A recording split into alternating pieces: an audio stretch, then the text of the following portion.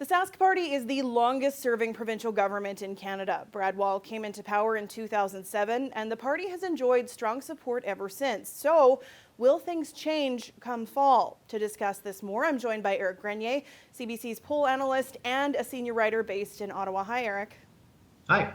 Why is a fourth term so rare for provincial parties? Well, it means that you have to win 3 elections beforehand just to get a chance to have a fourth election.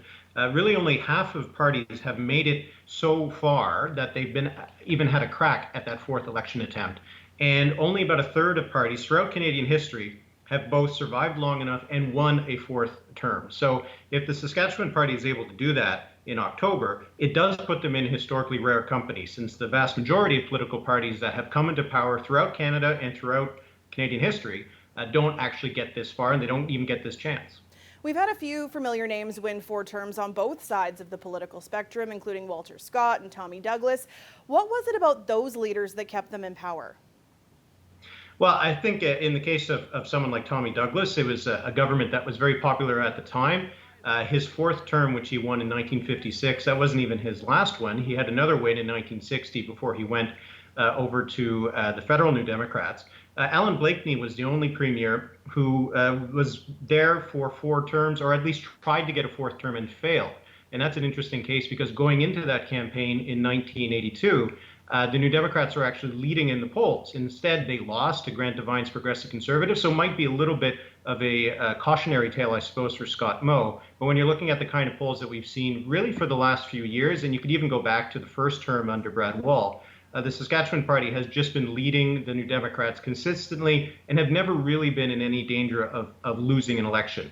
Now, this is obviously incredible times and unpredictable times, so you can't say that that's going to be the case that they will get that fourth term in October, but it does certainly look good for them. What are some of the factors that come into play during elections, whether it's fundraising, incumbency, leader popularity, and how will that change in this new world? Yeah, well, certainly a popular party led by a popular leader has an advantage going into a campaign. Same with if you have more money, as the Saskatchewan Party does over the New Democrats. But this is a pandemic. We don't know what kind of impact that's going to have. Parties with better organizations will probably be able to get their voters out to the polls better than a party that has less of an organization. And getting people to the polls is going to be a challenge in this campaign because people might be concerned about going out to the polls. Normally, when there's a low turnout election, it means you have older voters that are voting. But in this case, an older voter is more at risk from COVID-19. So will they stay home? These are just the kind of things we don't know. Can Scott Moe keep the party on track to win that fourth term? Well, it certainly looks like it. The polls have been really stable throughout his time as leader of the Saskatchewan Party, and the Saskatchewan Party has led in the polls for a very long time. So unless anything radical happens over the next few months, he is on track for winning. But this is, again, a pandemic that is unpredictable, and you can see that just in a matter of weeks, new cases can spike. What kind of impact does that have on voters? Again, just one of these unknowns that that are currently going to be dominating the political discussion. Thanks so much for this, Eric. Thank you.